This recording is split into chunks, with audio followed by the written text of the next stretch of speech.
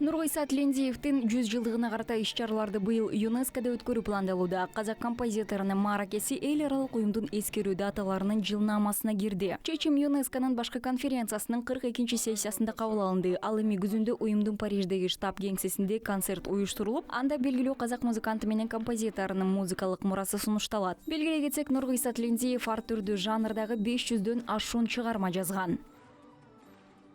Вместе с тем, при поддержке акимата города Алматы, Международного фонда Тюркской... Ошол эле учурда Алматы шаарынын акимиятынын колдоосу менен эл аралык түрк маданияты жана мурасы фонду Нургайса Тлендиевтин мурасына арналган көргөзмө уюштурууну пландоодо. Көргөзмө ЮНЕСКонун көрүүчүлөрүнө бул жерде жашаган мекендештерге Нургайса Тлендиевтин өмүр жолу менен, ошондой эле салттуу музыкабыздын, фольклорубуздун жана заманбап музыканын ортосундагы терең байланыш менен таанышууга мүмкүндүк берет.